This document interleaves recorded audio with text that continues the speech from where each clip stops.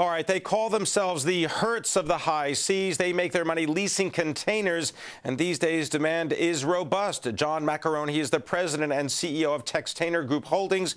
John, welcome. Good to see you again. Thanks for coming in. Thank you. So are we finally getting this long-awaited restocking of all these corporate inventories we've been hearing about? This is what we feel is going on right now. We've seen demand in China and other parts of Asia just go through the roof in the last 4 or 5 weeks, and it seems to be continuing at least until mid-February when the Chinese New Year holiday starts, and hopefully will continue after that. So is there a mad rush to get everything into a container before, let's say, February the 14th or so when you get the Chinese New Year? Absolutely, because typically most of the factories shut down. In fact, the whole country kind of shuts down for a week. And then after the week holiday, it takes them a couple of weeks to ramp up again before they have products to start shipping. So there is a big rush to get cargo on the water before the holiday starts. What kind of utilization rates are you seeing right now? We just got to 90% last Friday. So we're up from the recessionary low of about 80, just under 86, and we've climbed up to 90 in the last couple of months. So we're really excited about that. What about the whiplash effect when companies try to restock inventories? What does that mean? Well, I guess like everyone else, I read that article about Caterpillar in the front page of the Wall Street Journal.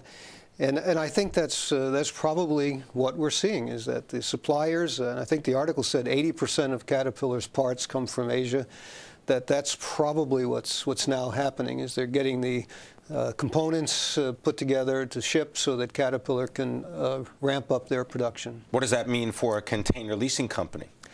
It's good news for the container leasing company because, as you may recall from the last time I was here, during the cyclical downturn that started in the fourth quarter of 2008, all the container factories shut down. They stayed closed for 5 quarters.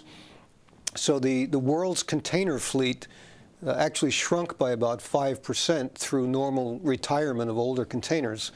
The previous 5 years, it had been growing at about 8%. So we had kind of a dramatic change in the supply-demand situation. The factories are back open, but we're told that they've lost about 60% of their skilled labor, so their output this year is going to be pretty limited. If that output is limited, does that mean there's opportunity for a company like Textainer to go and make acquisitions of existing containers? Well, we've been doing that. I mean, we've acquired 6 competitors over the last few years. We've acquired containers on a sale leaseback from shipping lines who are looking to monetize some of their container assets. We're starting to order. We placed an order for production for about 29,000 TEU a few weeks ago. First quarter delivery, about $56 million. So we're actively buying new containers as well. What about the actual container ships? Are you seeing an excess of ships on the water? There has been, and that's really one of the prime problems, that the shipping lines ordered ships with a 3-year delivery schedule, and the ships started arriving right in the teeth of the recession. So the oversupply caused freight rates to drop, and it caused the financial problems that resulted. So what they're doing now is capacity management. About 10% of the world's container fleet is laid up outside of Singapore, and they're operating full ships in order to drive up the freight rates and help them return to profitability. They're also doing the slow steaming, right? Exactly. The slow steaming is designed to do 2 things. The first is to save on fuel. Like an airline, fuel is probably the biggest single item of cost for a shipping line.